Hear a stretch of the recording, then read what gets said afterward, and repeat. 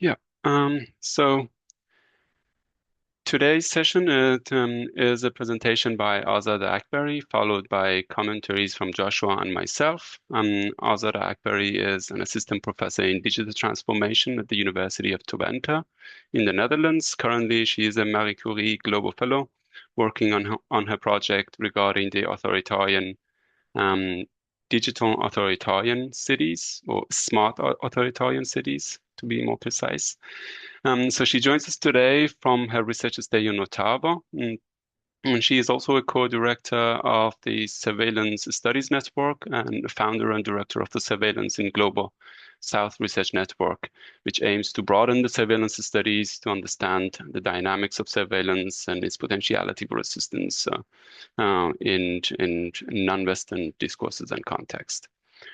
She has interdisciplinary background in sociology, information technology, gender studies, and human geography, which bring the wealth of knowledge to our discussion. Moreover, she's been also a journalist and feminist activist in Iran, and has worked for UN organizations, particularly focusing on sustainable development goals.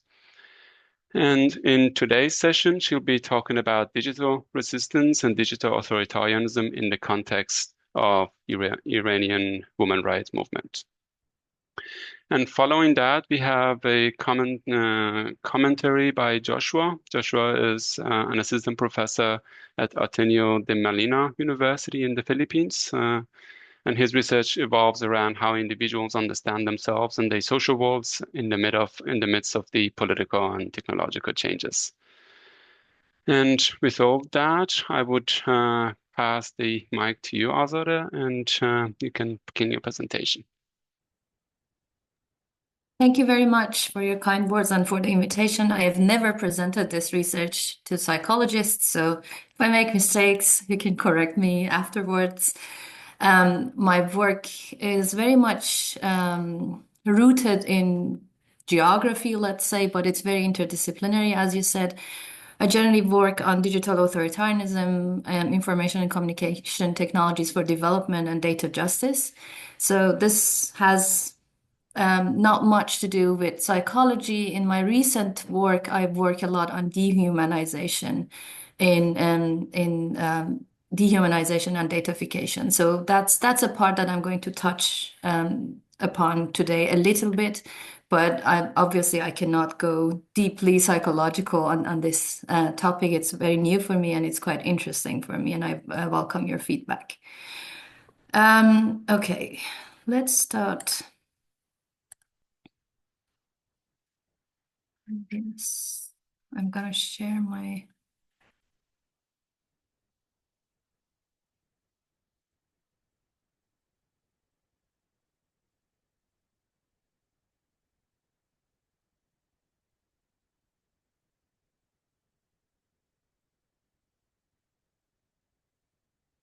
Okay.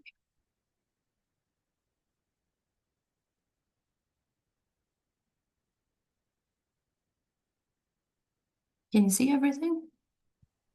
Yes, we can see it. Okay, perfect. So I'm going to start with an overview of the Iranian surveillance apparatus. Today I'm going to talk about women's movement, as you said, specifically focusing on digital resistance against surveillance, different kinds of surveillance. And since 2022, we have the Gina Revolution and Women Life Freedom movement in Iran. And a lot of things are changing, like everything else in Iran. And there is a very dynamic atmosphere when it comes to digital governance. Just to give you an idea for people who are not familiar with the Iranian internet governance regime, I'll give you a very quick overview how it works. Because, as you said, there is a difference between authoritarian and democratic context, but I think it's also important to point out there's a difference between authoritarian regimes as well. And Iran is one of the very unique, has one of the very unique internet governance regimes. So internet entered Iran in 1993. Like many other developing countries, it first came through scientific channels, but then in 1994, the first private ISPs, internet service providers, started to show up. The first years, there was no filtering, no censorship in the internet. It was pretty new. A very limited number of people had access to it. And in 1999, when the university students' uprising happened, immediately the supreme leader and the Iranian regime understood that there is something going on, and this new technology might be dangerous. And could be used for political opposition. So immediately there was a decree on general policies of information and computing networks. We had the first wave of filtering of URLs in Iran. And immediately in 2001, there was a decree from the Supreme Council for Cultural Revolution that ISPs must remove anti-government and anti-Islamic sites from their servers. So this started the wave of internet censorship and surveillance in Iran. From at that time, local ISPs were private, but then they were forced to buy bandwidth from the telecommunications infrastructure company, which also meant that the entire digital governance was centralized through the government. When we talk about surveillance, there are many different surveillance technologies. It could be blacklisting complete URLs. Like a lot of social media are filtered in Iran. The only available one is actually at the moment Instagram and WhatsApp. Quite interestingly, Meta products. There is keyword filtering and monitoring of IP traffic. We have had many cases of deep packet inspection, man-in-the-middle attacks that the data pockets between a server and a user has been compromised and surveilled. We also had a wave of SSL blocking. So basically, your connection to any website is encrypted when you put HTTPS, and Iran, for example, blocks HTTPS addresses sometimes, and it means basically your communication is not secure. On top of this, you can add a lot of internet shutdowns when none of these systems work and there's a mass demonstration, for example, a mass uprising. Internet shutdowns is one way of dealing with sort of silencing opposition immediately. Another layer to these infrastructural and policy layers is the regulatory layers. In 2005, Iran started its cyber army. It was after China, the second cyber army in the world. Russia has cyber army, and Iran actually helped Syria and Assad's government to establish their own cyber army. There are different groups that deal with digital policing. There's also cyber police, which is more about digital fraud. But then we have since 2003, we have the Committee to Determine Illegal Websites. In 2009, Computer Crimes Law made a lot of simple digital things and using some aspects of the internet illegal. So if you post something that is offending the morality of the society or the supreme leader, then you would be persecuted. And there is a working group to determine the instances of criminal content. 2012, the supreme leader established Supreme Council of Cyberspace. As you can see, there's a lot of supreme in these things. And in a lot of these committees, the supreme leader himself appoints people. So you can see how important this is for the Iranian regime. Obviously, people in Iran, the first resistance against all this is using VPN technologies. There is a lot of problems around VPN technologies, and especially since 2019, a lot of digital rights groups are working on VPN technologies. I already wrote in 2019 about the fact that some security institutions and Revolutionary Guards themselves sell VPN technologies, and then they have like a backdoor to all users' data who think their data is secure. So there's a layer of deception in there as well. Apart from all these things, the Iranian government also incentivizes alternative platforms. So instead of YouTube, we have Aparat in Iran. Instead of a lot of other platforms, we have an Iranian similar platform that people are being motivated financially, for example, by getting discounts on their bandwidth and so on to use these platforms. Iran has been pursuing national internet network, which is, as I said, is a unique thing to the Iranian way of digital governance. This national internet basically cuts off Iran from the global internet and then makes it possible to surveil internal communication. It also means that during the times of internet shutdown, access to the outside world would be cut, but still banking services, transport services, everything else that you need on your phone to use for daily survival in a digital world would still work. Apart from these, there are also other digital services that are being added to this system. For example, since 2015, we have the National Digital ID, that the biometric data of all Iranian citizens are being collected, and they all get a card. This is a very, very quick overview of what happened, of how Iran governs its digital sphere. For some of you that might be familiar with Women Life Freedom Movement in September 2022, before the movement, a woman on the bus had a sort of quarrel with another pro-regime woman because she was not wearing the compulsory hijab. They started filming each other, and at the end, the woman on the bus decided to throw out the pro-regime woman. And the person who was in this video immediately got arrested. And at the time, I was contacted by The Guardian, for example, saying, how did they know? How could they arrest this person so fast? And my guess at the time was that they are using facial recognition technologies through surveillance cameras. And because we have a national identity system, it's very easy to match the faces of these people to the national identity system. It wasn't long after that the other independent researchers found out that there is a Chinese company called Twente selling facial recognition technologies on CCTV cameras to the Iranian government. They went under sanctions in December 2022 by Biden administration. But here you can see this is a screenshot after that sanctions, and they are still very, very active in Iran, and they are selling not only facial recognition, but also recognition of gender, age, and what more importantly, they also alarm the authorities when there's more than a number of people in an area. So they also alarm them when there is a critical mass. So as I said, the interlinkages between the CCTV cameras and their footage, the national ID system, and the interoperability between these systems means that people are within a closed system of surveillance. And this is becoming more and more technologically complicated.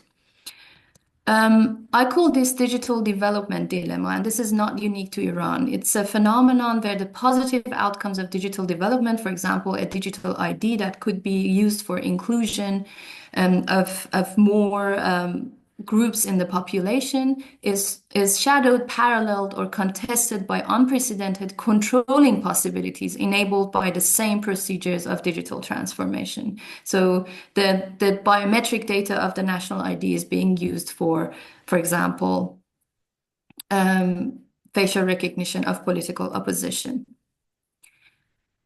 Keep that in mind, and I want to give you also a very short overview of the resistance against compulsory hijab in Iran. And it's quite interesting that after the 1979 revolution, the first law that was revoked by Ayatollah Khomeini was the family law. So it shows already how important it was for that group of revolutionaries, the Islamist revolutionaries, to control women, to control how women are represented in the society, and what kind of ideological image they had of a Muslim woman. Obviously, immediately after that, and although Ayatollah Khomeini had promised women and people that hijab would not be compulsory, he started with making hijab compulsory first in government offices. And a lot of women who were working in these offices were made redundant, or they had to wear the compulsory hijab. On 8th of March, the first 8th of March after the 1979 revolution, women came out. There were massive demonstrations for almost 3 days, and unfortunately, at the time, a lot of other revolutionary groups thought women's clothing is not a revolutionary priority. So women were left alone in their protests, and it was brutally oppressed at the time.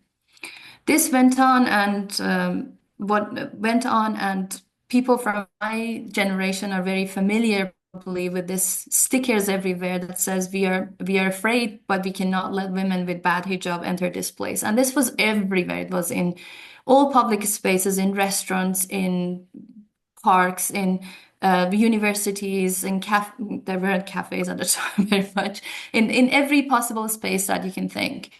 Um, this not only controls and surveils and limits women's participation in public space, but also it is called in feminist studies a kind of masculinization of space. So women are indirectly and directly are omitted from public spaces. The police the police engagement with controlling of women's hijab was first done by revolutionary committees after the revolution and during the Iran-Iraq war.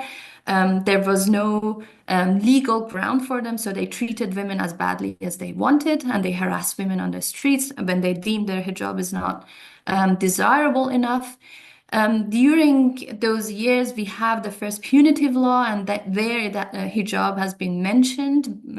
Not having the compulsory hijab is mentioned as a crime, which is punishable with lashes and even imprisonment. At the end of the 80s, we finally have a revision of the punitive law, and hijab becomes compulsory in all public spaces. And the police forces become responsible for controlling hijab. In 2005, on top of this police responsibility for controlling hijab, the morality police is founded, and morality police's agenda is only focusing on controlling women's clothing. Since then, there has been many waves of resistance, but the most important one is Vida Movahed's act of resistance. She climbed up an electricity box on the Revolution Street in front of the University of Tehran just one day out of nowhere, and put a white scarf on top of a stick and stood there until the police arrested her. And this has started a wave of resistance in all cities of Iran, and it made hijab even more important, and resistance against compulsory hijab more important in the Iranian society. And as you know, in 2022, after the killing of Mahsa Jina Amini by the morality police, there was a huge uprising by Iranian women, and this time accompanied, not like 1979, accompanied by Iranian men that felt the compulsory hijab regulation is discriminatory, and it's basically controlling and harassing women and depriving them of their agency. So I mentioned different waves of resistance, and I'm not going to go through the feminist history of the history of feminist movement in Iran. We don't have time for that. But I wanted to show you only the digital part of the resistance, because that's more what I'm working on. In the turn of the century, in the 2000s, I also belonged to that generation of feminists. We became avid bloggers, and blogging was a huge thing. Women started to talk about taboo issues in their blogs, and it was the first wave of using internet as a way to resist those social and political limitations that were put on women. With the spread of social media, these campaigns became even more even more prominent. I have some of these campaigns. For example, Harass Watch is an application that you can report being publicly harassed on the streets. It obviously has no legal influence, but it helps people to find solidarity online and show how prevalent it is to be sexually harassed on the streets. Another campaign is the sexual health campaign. Avishan uses Instagram and other social media to educate women about very simple sexual health issues, which are completely absent from Iranian schools or Iranian universities. And this campaign was about sexual harassment at workplace. So feminist groups, they went to different workplaces and they talked with managers, they talked with women and tried to educate people about what counts as sexual harassment at workplace. More sort of visible campaigns that were also very much reported about in the Western media was, for example, White Wednesday's campaign. The leader of this campaign asked women to just take off their compulsory hijab and stroll the streets and make a film while they're doing that. So the women started filming their everyday interactions without the compulsory hijab. As you can see, they are just walking, and these are all punishable by law. A woman is dancing to street buskers. A woman is singing among people. It's also forbidden. Just 2 days ago, another female singer was arrested in Iran, and you can see school children also showing middle finger to the picture of the supreme leader that has to be hung in every classroom in Iran. These usage of social media was not the only way of resistance. People also tried to use technology to help women resist the surveillance and surveillance of hijab and their resistance against compulsory hijab. I'm going to show you one video. If you don't hear the sound very well, it's okay. It's only 1 minute and it has subtitles.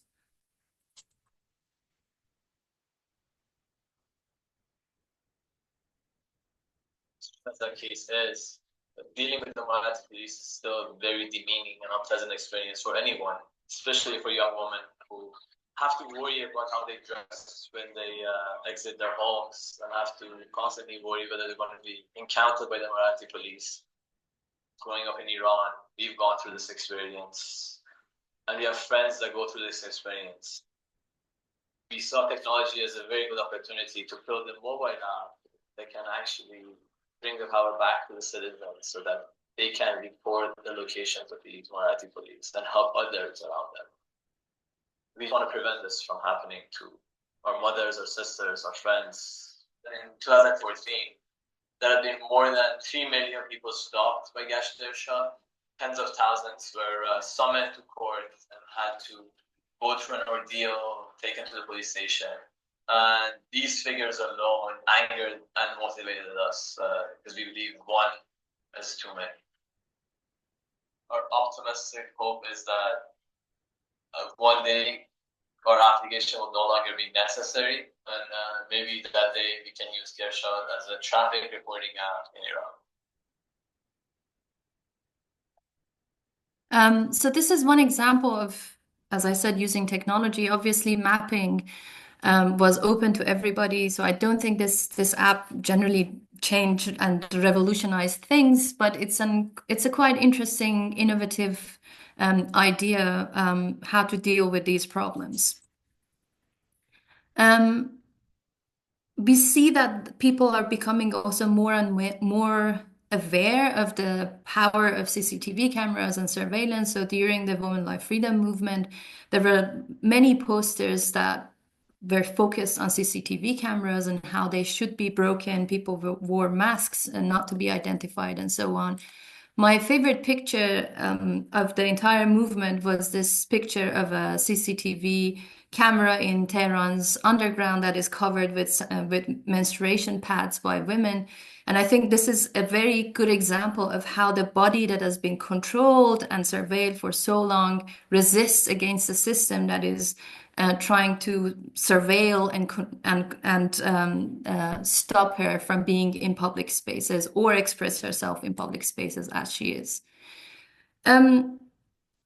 These are some of the resistance examples that I showed you, but I want to show in this talk how complicated things can get and how it becomes more and more difficult to resist such systems. And why is it important then to fundamentally and structurally be wary of how digital systems work? This is a screenshot of, for example, a software that helps Iranian state TV with censorship of immoral scenes in foreign TV series and films. Officially, Iran only has a central state-run TV, and it's heavily censored. They even changed the plot of TV series to make it sound more moral according to their Islamic understanding of what morality is.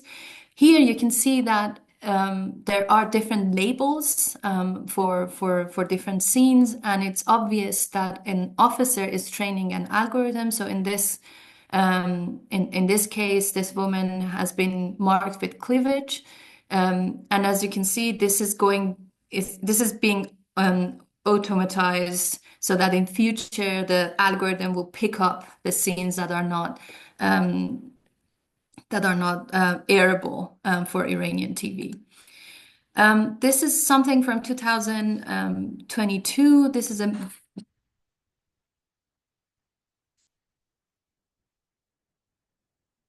is a film, a very small mobile phone capture that shows in Shiraz University, people are using facial recognition to get their lunch at the university. Completely unnecessary use of technology, but most of the time what we see internationally is that a lot of technologies are being used on small test groups before they are sort of rolled out for the entire population. This is again a queue of students who want to get into the university, and they have to be facially recognized before entering their university campus. So as you can see, I think there's a lot of testing, especially on students, because students in Iran are very active and student movement is very much alive. And this is a very good sort of test population to see if people would start saying something against this. Just to have a little bit of sort of maybe shock about how these systems could evolve from something that seems quite, harmless for getting your lunch to this torture room from the same company that sells facial recognition to Iran. This is from the company Twente. It's a digital torture room. The person who sits on the chair is constantly surveilled, how much they sweat, their facial movements, and then according to that, if they are lying or if they are trying to conceal something. So these are the new ways of even trying to police people and trying digital technologies in interrogation rooms. So with that, I want to enter the second part of my research that is more about how surveillance has become intricate and complicated to resist. To give you a couple of examples, how our bodies are now becoming part of this digital infrastructure. So in the last 2 decades, we've seen there was, for example, blogging, use of social media, that sort of thing, to work against authoritarian regimes like Iran. But what we see as an increasing trend is that our bodies are becoming part of this digital infrastructure. In this article from 2011, you already see, for example, that the refugees who entered the European Union, and most of the time they entered through Italy and Greece, And according to Dublin Treaty, they have to remain in those countries that they first entered the Europe. Through them, they try to burn their fingertips to avoid being identified. They do it over the stove fire or with acid, and unfortunately, your fingertips actually grow after 3 weeks. So it was quite a futile thing to do. But the way they try to annihilate the body as a way to get away with identification is quite interesting. This has evolved to 2000. This is another article from 2021, and there's a lot of research how, for example, Frontex is now using drones and other technologies to spot refugee boats and so on. But this one again is interesting because it shows how, especially on the eastern side, on eastern borders of the European Union, body warmth cameras are being used, heartbeat sensors are being used, so that if people want to, for example, pass the border at night, their heartbeat, the warmth of their human body betrays them in these digital systems. To show how complicated it can get, even more than just your body becoming the border, in a sense, your body betraying you with its functionalities as being a human. I talk about this concept of code/body in an upcoming chapter in a book. For a long time, when we talked about digital systems and how digital surveillance works, a lot of scholars in this field talked about bodies disappearing, that we have digital shadows, that we have data doubles. It seemed that everybody was agreeing that we have become our data and that sort of thing. And in this chapter, I sort of disagree with that and try to show that how our bodies are becoming more and more important and how they become part of that infrastructure.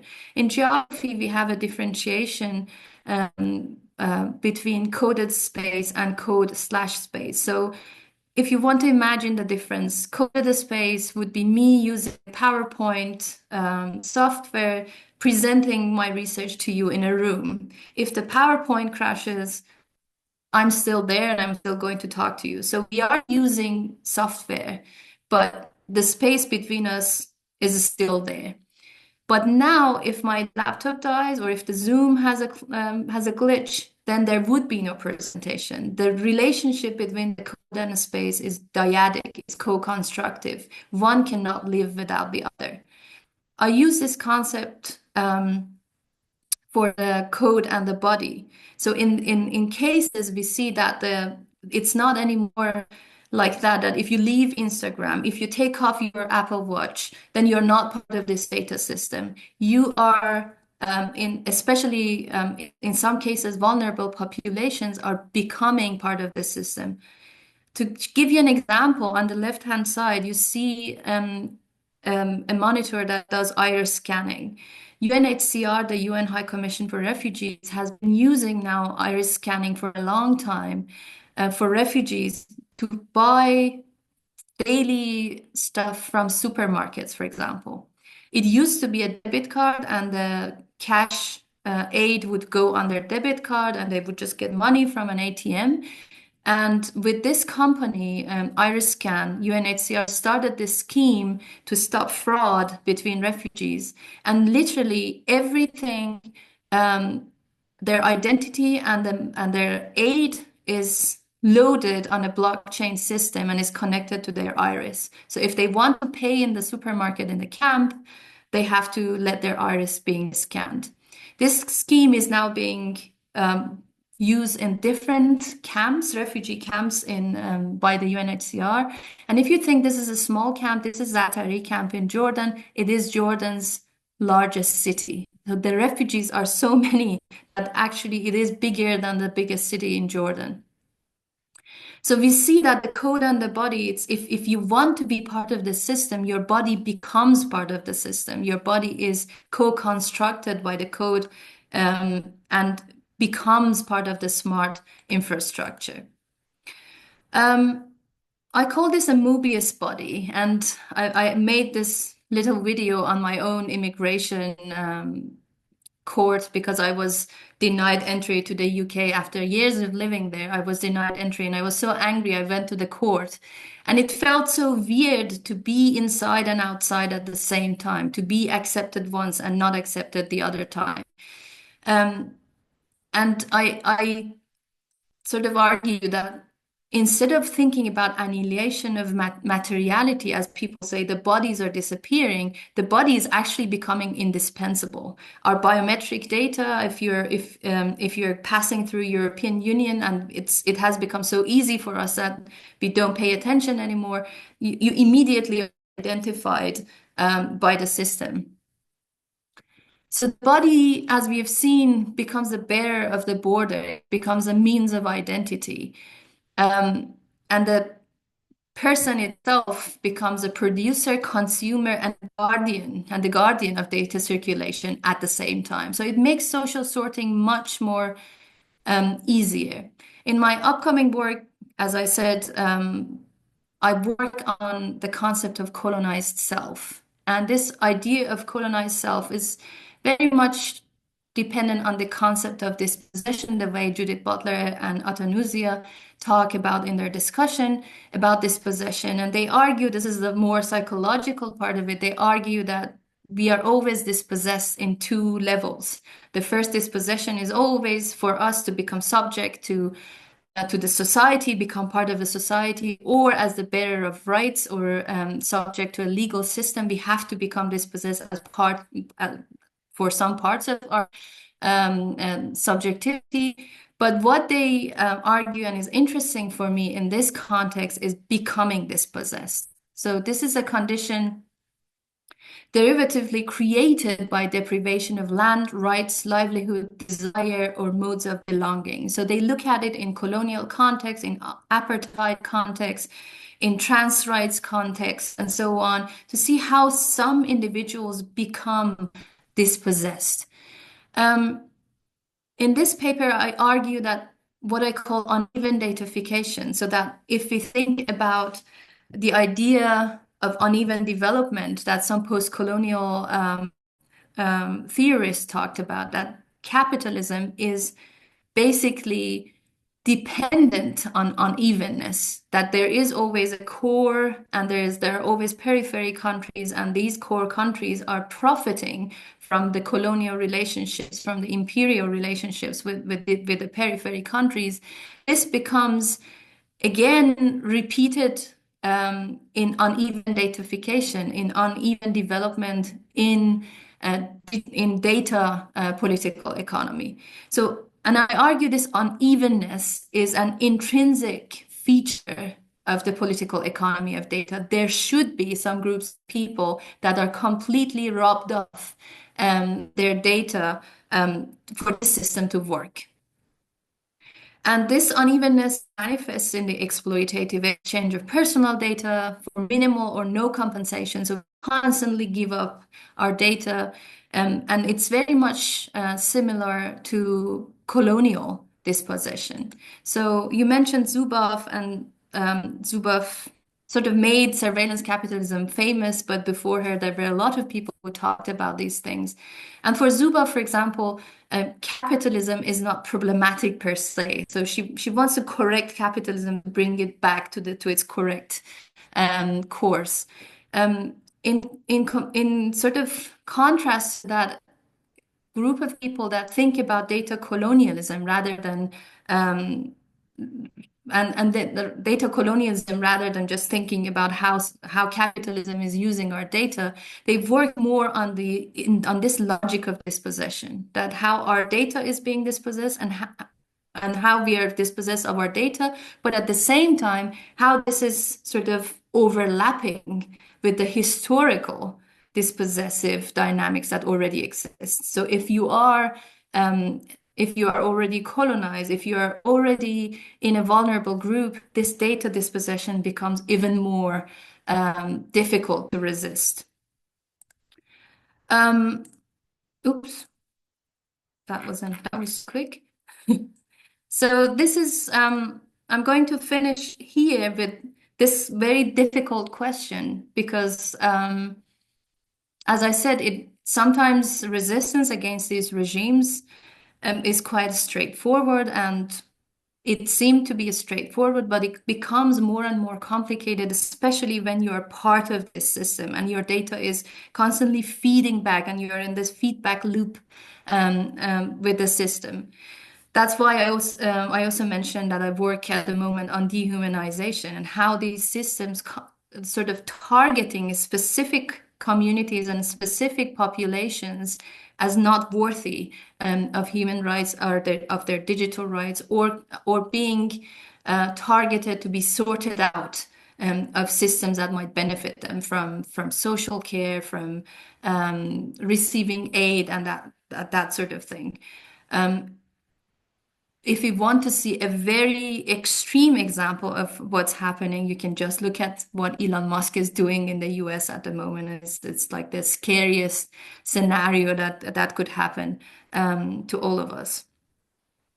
For that reason, another resistance network that we've started, and Ali mentioned that at the beginning of this talk, we in Surveillance in the Majority Board Network have come together from different parts of the world, and we are trying to make networks of research in different parts of the world.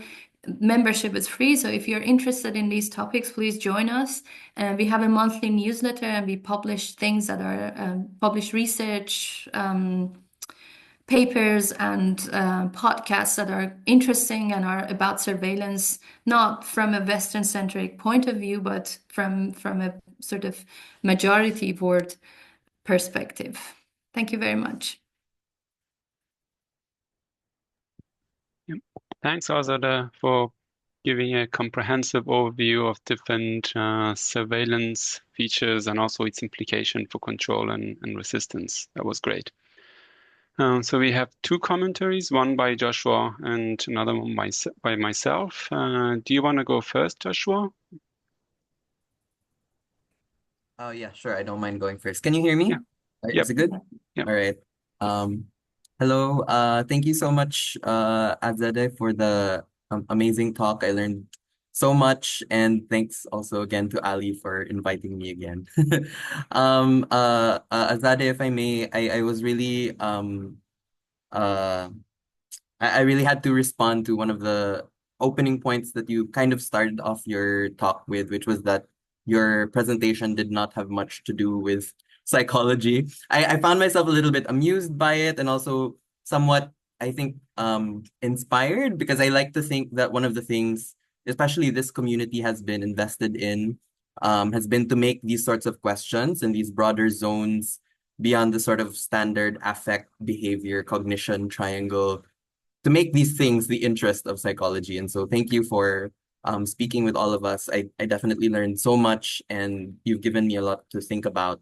So I have 3 points, very classic way of doing a commentary, I suppose, that I want to elaborate on a little bit. And of course, feel free to respond to any of these things. I hope it reflects a deep engagement with some of the points that you raised, and I will certainly be checking out all of the materials you've generously shared with us to engage with them further. But just based on what you've shared with us, I think the first point, one of the things that resonated with me was how your work considers how digital psychologies or psychologies of the digital can account for geopolitical contexts with features more aligned with the global south and the global majority.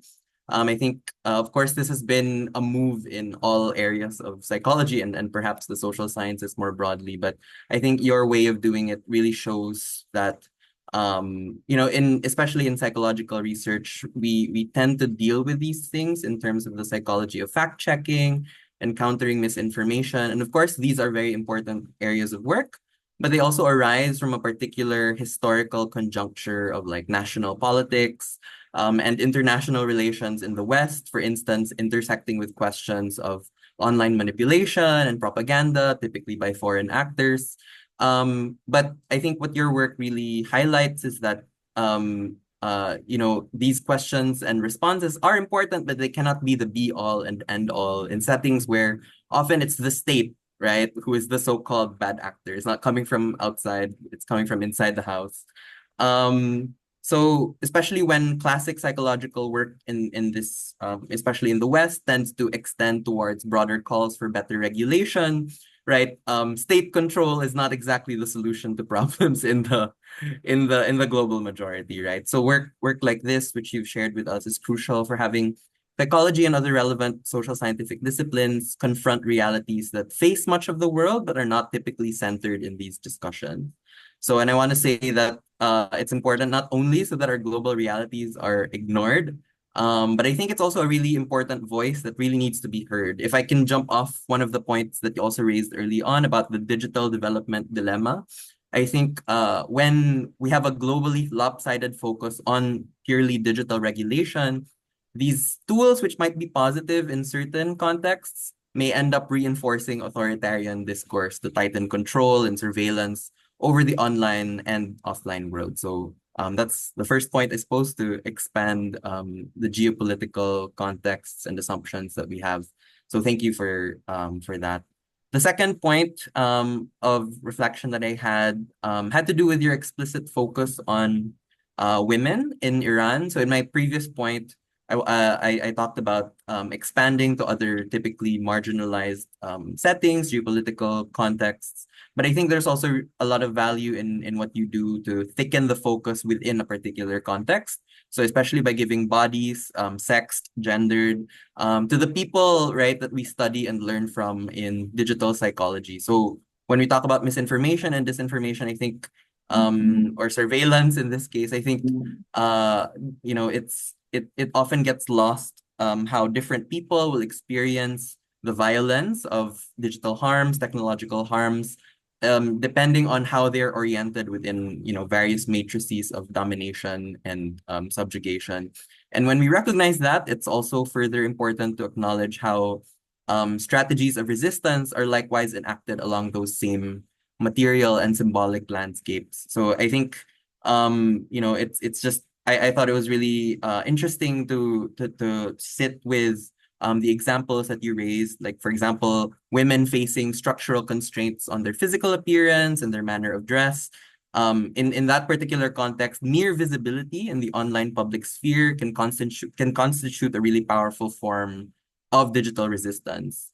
And I was also really interested in that app that that video talked about, where people are informed on where the police are and how to potentially avoid them. I thought that was really interesting, as it shows how technology itself can act as a tool of resistance, not just the site where violence and resistance take place. And I was also particularly interested in how it was technology, so from the bottom up, so to speak, not technology from the oligarchic centers, right, which act as the solution or the response to the violence. And finally, I suppose the third point, which I think is the one that I'm perhaps most challenged by, and also most excited by, has to do with the interdisciplinary nature of your work, especially to match the complex nature of the problems that you discussed. I see this as not just inspiring in like a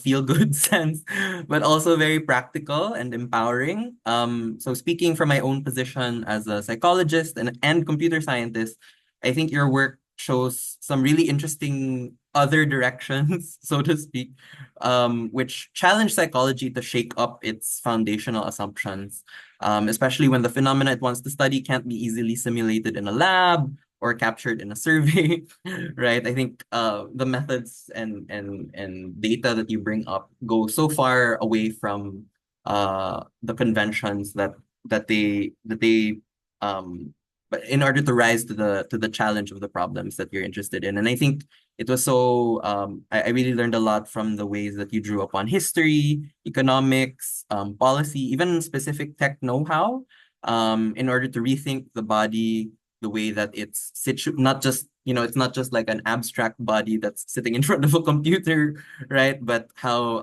the technology and the body are co-constituting each other, or co-constituting surveillance systems at borders. So I think these are things which really force or like that move us as psychologists and social scientists to really think about what are the bodily assumptions that emerge from the certain disciplinary assumptions that we start with. So those are the three.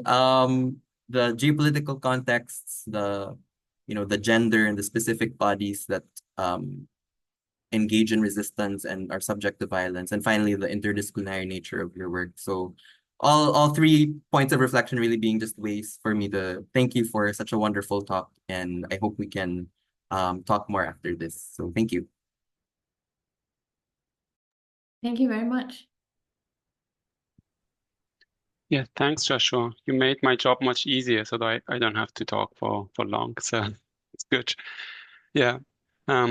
So yeah, thanks, Azadeh. That was really, really amazing. So the extent of, the historical overview, the way it developed, and also the kind of a list of different technologies and the effect that it might have on either control of population or individuals, and also about the affordances that they create for resistance.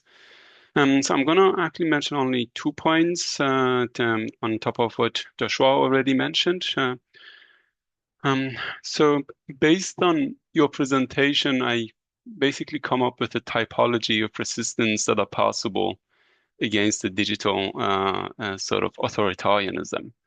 So one thing you mentioned basically was how, for instance, destroying the CCTV or the digital infrastructure. So some kind of the Luddite type of actions that destroying the infrastructure that basically have become the means of controlling the population. And the other thing would be probably saying that how that digital space creates a form of visibility in which not only they can basically be visible the way in which they cannot be visible in the physical world, but also they can, by trying to be visible in that digital world, they learn skills that would be better for them down the road for their own development. So that would be, for instance, the affordances that they create for visibility and learning skills, and etc. And the third type of resistance strategy that I think you mentioned was to what extent the use of online platform create potentiality for assemblies. For instance, in the sense of the Women Life Freedom Movement, you shared a lot of photos how basically they were sharing solidarity and sort of either basically warning a bit about the CCTV and also even sharing sort of locations that they can basically get together. So in a sense, also providing space so they can gather and create either digital assemblies or physical assemblies. So would you say that's a comprehensive overview of different type of resistance strategies? So can we think of other types? So that's one thing, and so I wonder if that's a good reinterpretation of the typology of resistance that you came up with. And also, do you see a kind of a sort of a pathological side effect, for instance? There was actually a research looking at the way in which, for instance, women in Iran used Instagram to have a different type of visibility. And it turned out that in a lot of the cases, it was some form of, at least from a psychological point of view, it was quite a representation that fits some kind of a ideal beauty, for instance. And in that case, then there's all sorts of discourse that come into play that you might say that, okay, that type of visibility and presentation perhaps is good for resisting the digital authoritarianism, but it basically then falls into some other discourses, such as, I don't know, the medical discourse or beauty discourse, that it presents some kind of unrealistic image of, for instance, the beautiful body or some other types. So is there a sign of do you see also, according to your research, some kind of a pathological side effect of using digital media for resistance? And so that's and that brings me to the point, what is the actual relation between the digital type of resistance and the physical type of resistance? can we say, for instance, engaging in digital form of resistance either motivates further engagement and resistance in physical reality, which I think to some extent the women life freedom movement basically provides some support for it. But is there also a possibility that engaging in some form of resistance online basically sets people off for engaging, making difference in the physical world?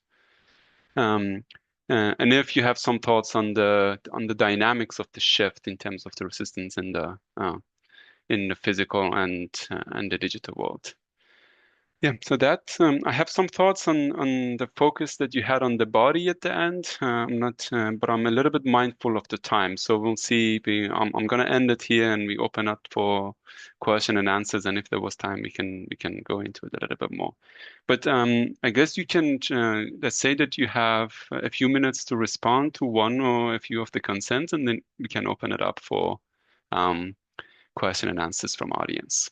Yeah, thank you so much, Joshua and Ali, both of you. Very many good questions and good comments, and I can carry on talking for a long time. I just shared in the chat my latest paper on exit, voice, and rehumanization, and that sort of categorization that you just meant, the typology. There, discussing data justice, I try to I move sort of towards doing that. I generally don't like typologies, but I try to use kind of a neoliberal interpretation of how people can correct the market, and this comes from Albert Hirschman in the 70s. So I have to plug in my. And there he says, quite interestingly, in that completely liberal understanding of the market, if you're unsatisfied with something, what are the options? For him, he has three options. One is voice, that you would call the company and say, oh, this is a bad thing, this is a bad insurance, this is a bad product, I don't want it. Another one is just like to say, I'm exiting the system, I don't want this at all. I'm not buying your services anymore. He talks also about loyalty, which is again a kind of voice. And I argue in that paper that a lot of things that we talk about when we talk about participation in digital governance fall into those categories. So we are either talking about digital Luddism, as you mentioned, that we want to exit those systems. This is not, we are going to sort of get away with this bad infrastructure that is there, or we want to participate. So there's massive amount of research on how to make data governance participatory, how to make digital governance participatory, and so on. And that paper has two fundamental questions. One of them is, what about participation in systems that participation is not possible? So it's not a solution that fits all regimes, all political regimes, and all communities. And secondly, what about people that are traditionally set aside when it comes to participation? What about completely marginalized voices? What about people that I argue are dehumanized through these systems? What about their sort of participation in these systems? So that paper sort of problematizes this thing, this dynamic between voice and exit. I'm not going to explain more about, but I use a lot of post-colonial theory to show, for example, how generally dehumanization has been a tool, especially in colonial times, to silence people and take away their agency for resistance and so on. About the pathological side effects of, obviously that's not my language, that's not the kind of, and Joshua was too kind to me. I'm not trained in psychology, so I don't even know the real like academic differences between a lot of things that you say. But my master's dissertation was about public sexual harassment in Iran. And for me, at the time being much younger than now, was very interesting to see how women changed their movement strategies and their behavior because of public sexual harassment. And then I asked 10 women to keep a diary for a month and write about every time they hear catcalling or sexual harassment, how they felt and what they they did.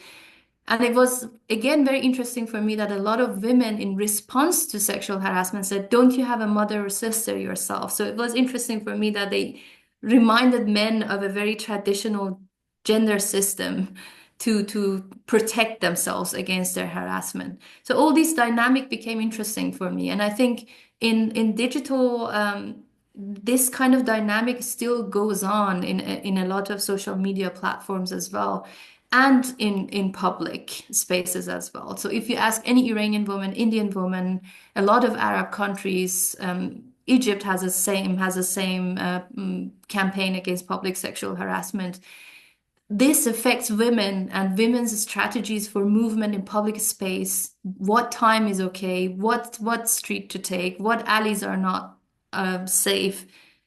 All over the board. So this is something that I think definitely is important in that psychological sense. And it has a lot of, we already mentioned a lot of digital resistance and public resistance, but also everyday resistance, in very small acts of everyday interaction with your father, with brother, with the police, with I don't know, whoever you see in the public spaces.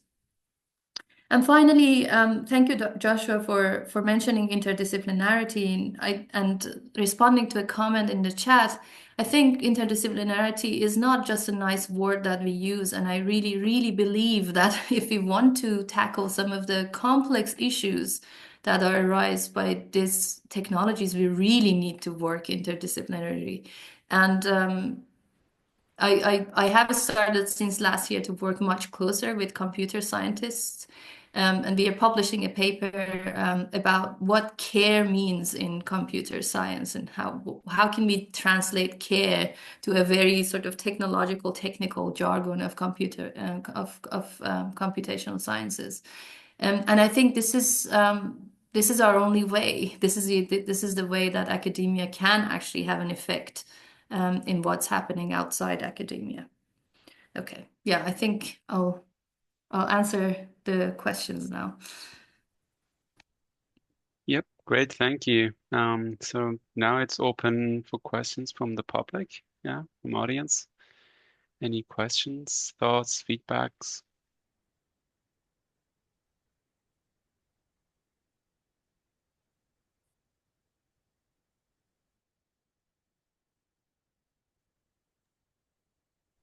Hi, thank you so much. I have one question. I am kind of really curious to find out, just maybe briefly, that was a really interesting tease. How would you define care in that, what you just said? Just very briefly, if you can. Thank you. Yeah, I wish my co-authors were here because I was a junior co-author in there. It's sort of we used care as a vehicle to question how every time we talk about these problems in that community of scientists, people talk about bias or reduction of harm. And that seems to be a very established way of thinking about the problems that these systems cause. So immediately people try to use technology again to remove bias, to reduce harm, or there is, as all of us have heard a lot, to talk about privacy and privacy. Make systems so privacy friendly and that sort of thing. So in that paper, we try to say how other ways of thinking about this is important, and we argue that this interdisciplinary work is part of that care, that you cannot just develop technologies in a vacuum and constantly find again technological solutions for the problems that technology has made in the first place. And maybe this is time to really and that's why a group of social scientists have written this with computer scientists, that we try to say this dialogue among these two disciplines is necessary if we want to have technology that is actually useful for humanity in that sense. Thank you so much. Sure. There are lots of norms in other disciplines that are quite interesting. So, um, for example, in humanitarian aid, there is a principle of do not harm. And this is specifically also has been accepted by people on the ground. So if you work in with any aid organization, do not harm is a leading principle of how they think about different organization of resources, of how they treat people, and so on. It's obviously not perfect, and but this is the leading principle. And in that sense, we wanted to say that care might be also a leading principle, that it's not only finding solutions, but also caring about how these solutions affect people.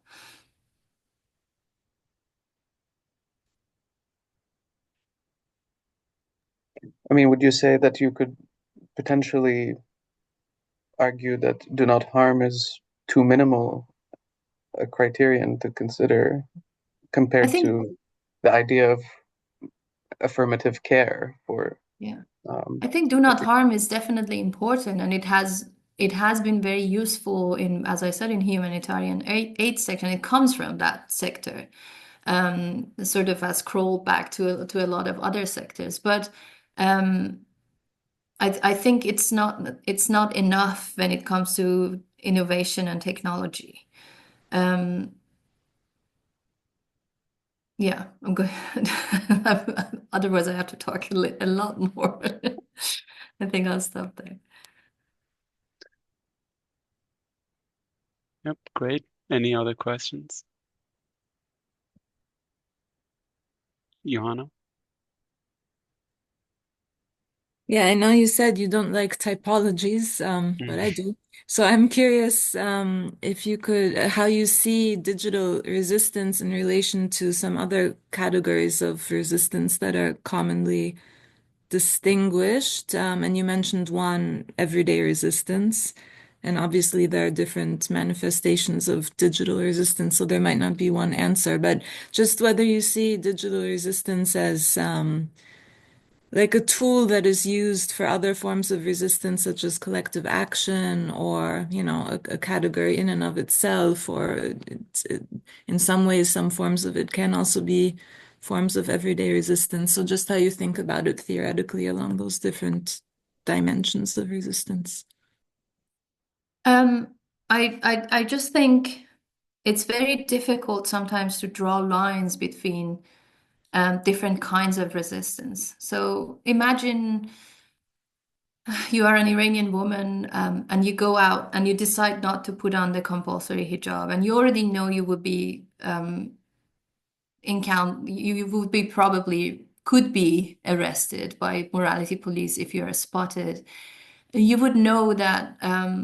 So to also show that how complicated it is, for example, now there are applications for volunteers on the streets that they can report your car plate number to the police if a woman is driving a car without compulsory hijab. So you're constantly being watched, and you know all these risks, and still you go out without your compulsory hijab. And you might meet a family member that is very religious. So it's very hard for me to say which part of it is public, which part of it is digital. So if you start filming your video, then it suddenly becomes digital resistance. For me, the core of that resistance is more important, and it doesn't matter on what channel it is. And I think it also it is important to understand this complexity, especially because, for example, during the Arab Spring, a lot of Western media called the Arab Spring and the Tahrir Square events as Twitter revolutions. And it really made people angry because a lot of the things that happened um, during those times happened outside the social media. People were doing a lot of organization and mobilization outside the social media. So in their core, they had a political agenda and they used different tools. And if there was some other possibility, they would have. That's why depending on the technology, every time responses to those technologies are also different. So that's why I'm sort of avoiding to make this very clear-cut distinction. This is digital, this is public. And a lot of the time, as much as we talked about the code body, how they are sort of integrated and co-constructive, these systems are the same. So even in the application that I showed you to mark the map, it is a digital platform, but it is very much connected to a physical reality outside that app. So you cannot really say, okay, but what is what?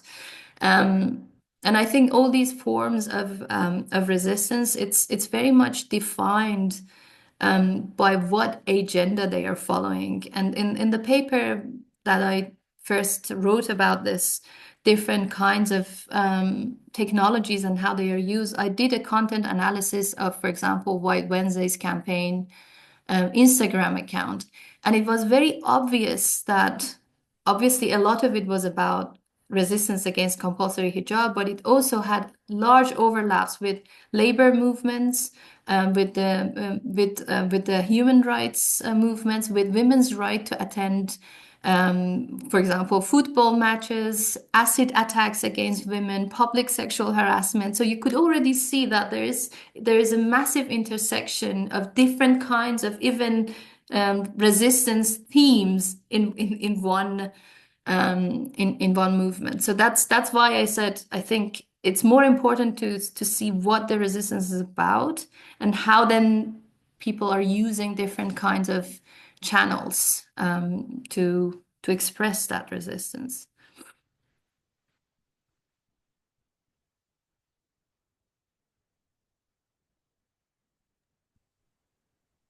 Yeah, great.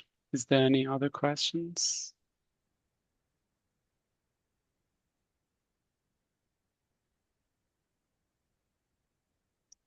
Just to follow up on what on your response to Johanna's question. So would you say that the use of digital media is only a medium for existing, let's say, strategies of resistance, whether it's digital, whether it's everyday type of resistance, or whether it's some form of a collective action or social movement? I do think it's being strategically used whenever it's necessary. Yeah. I think it's important to understand that as much as it opens up spaces, it also is not necessarily it is not comprehensive of every kind of resistance that is happening.